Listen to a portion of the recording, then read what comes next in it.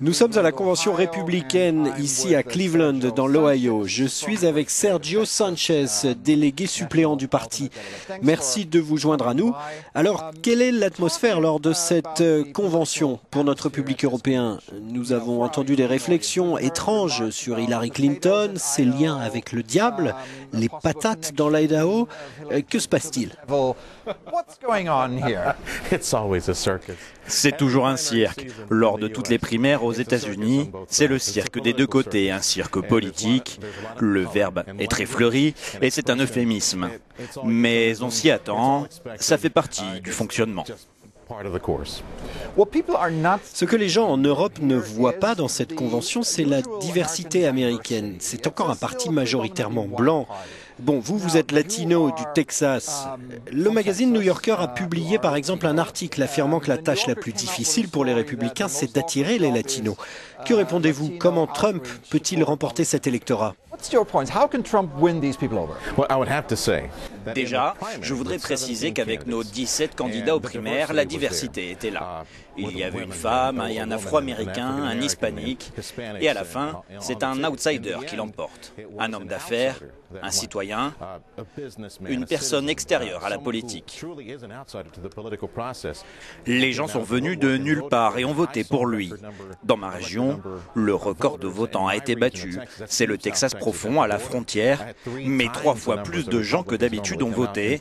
Et en regardant les chiffres, car je m'y intéresse de près, j'ai vu beaucoup de gens qui n'avaient pas voté depuis des années venir voter. Des démocrates ont même changé de camp.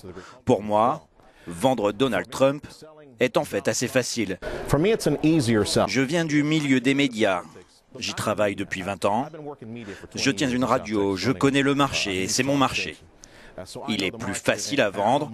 En 2010, j'ai assisté à la révolution du Tea Party.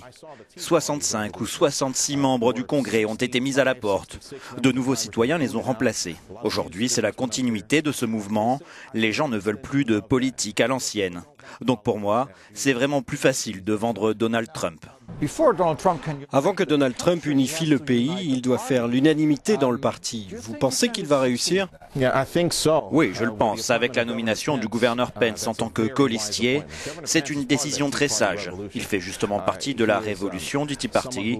C'est quelqu'un qui sait faire passer une législation, mais aussi travailler avec des gens qui ne pensent pas comme lui.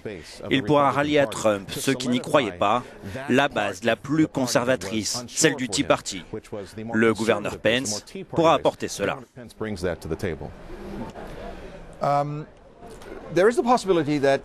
Il y a une possibilité que Trump perde. Qu'arrive-t-il au Parti républicain si c'est le cas? J'espère qu'un autre outsider courageux se présentera à l'avenir. Maintenant, nous avons 16 candidats qui ont participé. Parmi eux, j'espère que Cruz se représentera, le docteur Carson aussi, c'est aussi un outsider. Mais je ne veux pas me concentrer sur la défaite. Je me concentre sur une victoire de Donald Trump au mois de novembre.